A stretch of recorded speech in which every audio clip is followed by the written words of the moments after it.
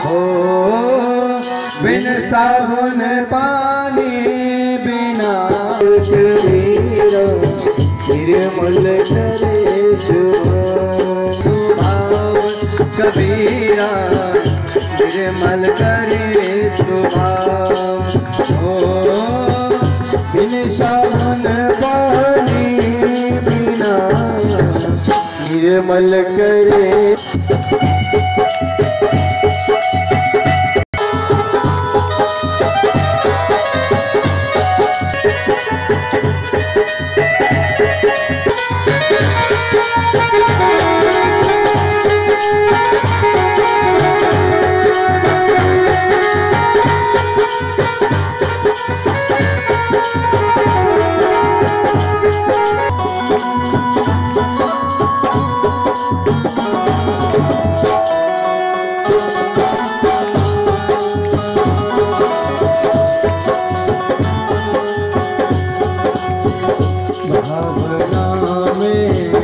भावना हो तो भावना बेकार,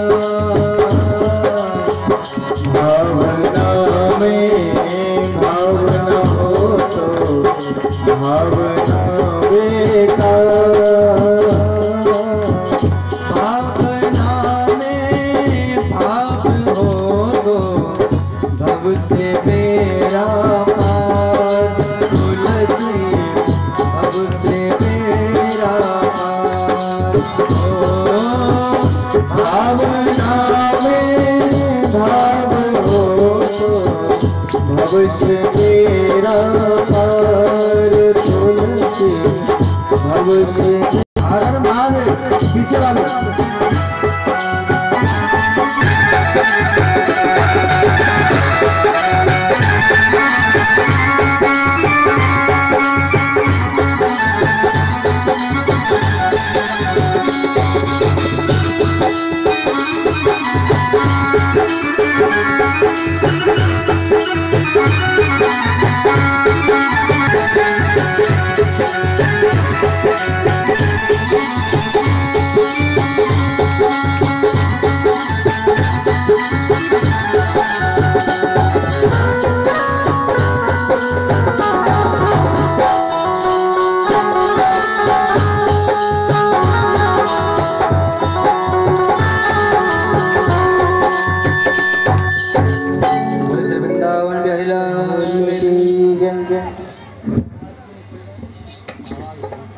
लिखा गया।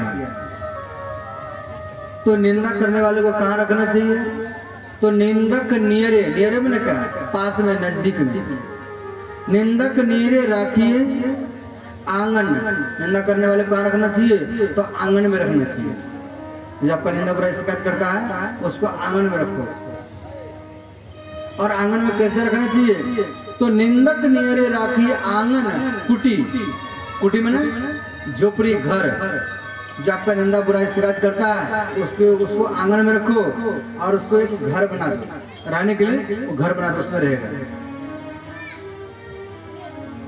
तो घर आंगन कहाँ होता है? तो जब आप घर से निकलते आंगन में निकलते हैं। तो निंदक नियरे राखिए, निंदा करने वाले को अपने पास में रखो। और आंगन माने आंगन में रखो। कुटी माने घर बना दो और उसको उसमें रख दो। कुटी छवा, उसको कुटिया को छवा दो, घर बना दो। निंदक नियरे राखी आंगन कुटी छवा।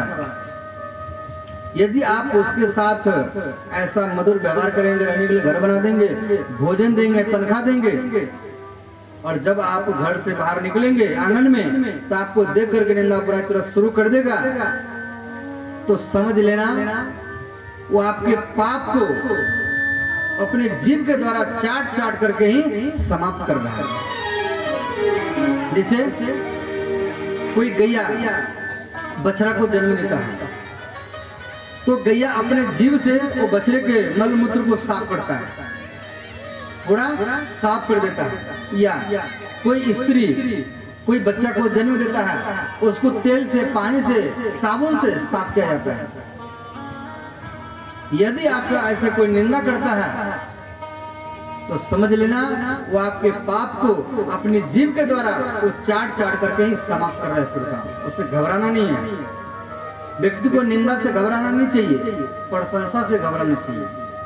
अगर आपको कोई प्रशंसा कर रहा है तो एक न एक दिन आपका निंदा भी होगा, और जो व्यक्ति आपका प्रशंसा कर रहा है वही व्यक्ति आपका निंदा भी करेगा। ये नहीं प्रशंसा करने के लिए आपका पड़ोसी है और निंदा करने के लिए आपका दिल्ली से व्यक्ति आएगा, ऐसा नहीं है। जो आपका विरोध कर रहा है, जो आपसे प्रेम कर रहा है, वही आपका विरोध भी करेगा।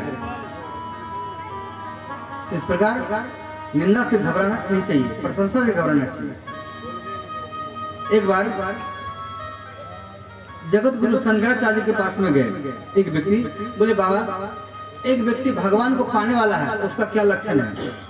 तो जगत गुरु शंकराचार्य बोले जाओ उसका निंदा करो, बुराई करो, और वो देखो निंदा बुराई शिकायत को सुन करके वो मौन रहता है या कुछ बोलता है।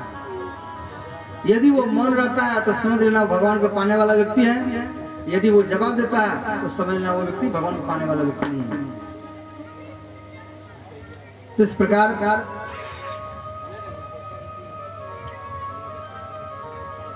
ये दो श्लोक सुनाए गोकर्ण महाराज अपने पिताजी को।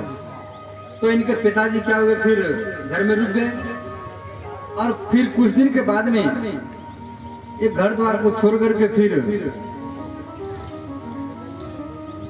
हरिद्वार के तट पर गए और भागवत धाम को पधारे। उसके बाद में घर में धुंधकारी बचा, और पिता के चले जाने के बाद में गोकर्ण महाराज जी घर द्वार को छोड़ कर चले गए काशी में रहे। इधर घर में रहा धुंधकारी और धुंधकारी की माँ धुंधली, ये दोनों घर में रहे। अब ये धुंधकारी घर से जुआ खेलने के लिए जाता था, ये माँ के गहना जेवर को लेके जाता था, और जब माँ बोलती थी तो माँ को पीटता भी था।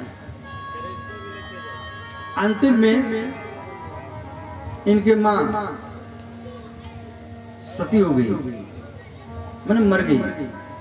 तो घर में केवल धुंधकारी बचा। अब ये धुंधकारी क्या किया, कुछ दिन घर में रहे और 5 वेश्याओं को लाकर घर में रखा, और ये 5 वेश्याओं को चोरी करके धन लाना, मदिरा पीना, चोरी करना, जुआ खेलना, ये सब इसका धंधा बन गया। ये 5 वेश्याएं मन में सोचने लगी ये धुंधकारी हमें कब तक चोरी करके खिलाएगा, और मान लो किसी न किसी दिन पकड़ा जाएंगे तो पीटा जाएंगे फिर। इसलिए 5 वेश्याएं विचार किया कि धुंधकारी आएगा उसको मार करके उसका सारा धन लेकर के हम लोग चले जाएंगे। यही हुआ। तो धुंधकारी एक दिन क्या हुआ, मदिरा पी करके आया, नशा में था, हाथ पैर को बांध दिया और मुख में आग डाल करके तरफा करके धुंधकारी को मार दिया। धुंधकारी मरने के बाद में वो प्रेत बन गया। धुंधकारी मरने के बाद में प्रेत बन गया, भूत बन गया। अब इनके भाई को जब मालूम पड़ा गोकर्ण महाराज को, तो अपने भाई की सदगति के लिए गया में ये पिंडदान किए, 100 बार पिंडदान किए। हम लोग भी गया में पिंडदान करने के लिए जाते हैं। कोई माता पिता का मृत्यु होता है तो हम लोग गया में पिंडदान करने के लिए जाते हैं। तो गोकर्ण महाराज जब अपने भाई की मृत्यु के बारे में सुने तो अपने भाई के सदगति के लिए गया में 100 बार पिंडदान किए। अब गोकर्ण महाराज की इच्छा हुआ जब अपने जन्मभूमि को जाकर के देखें। जन्मभूमि जो होता है श्रोताओं, जन्मभूमि स्वर्गादपि ही, जननी जन्मभूमि स्वर्गादपि, जन्मभूमि जो होता है वो स्वर्ग से भी बढ़कर के माना गया है।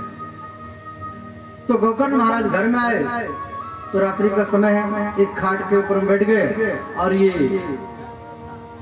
धुंधकारी प्रेत रूप में था। अब कभी गधा के रूप में, कभी भैंसा के रूप में, कभी सिंह के रूप में, कभी बाघ के रूप में इनको भयभीत किए गोकर्ण महाराज को। तो गोकर्ण महाराज भयभीत नहीं हुए। देखो, जो दूसरे को भय नहीं देता है उसको भय नहीं होता है, जो दूसरे को भय दिखाता है उसको ही भय होता है सुनता है। तो गोकर्ण महाराज किसी को भय नहीं दिए थे, इसलिए भयभीत नहीं हुए। और दूसरा व्यक्ति होता तो वहां से भाग जाता है। अब गोकर्ण महाराज कह रहे हैं जिस प्रकार भयभीत किए तो भयभीत तो नहीं हुए, जल अभिमंत्रित करके वो प्रेत के ऊपर में छिटा, तो प्रेत के अंदर बोलने की शक्ति आ गई। अब वो प्रेत बोल रहा है, श्री प्रेतवाज तो फिर गोकर महाराज कह रहे हैं, आप भैया आप कौन है? तो प्रेत वो बोल रहा है, अहम भ्राता तदमस्मि, अहम भ्राता तदमस्मि धुंधकारी इति नामतः। भैया मैं आपका भाई हूँ और मेरा नाम धुंधकारी है। सौकीय ने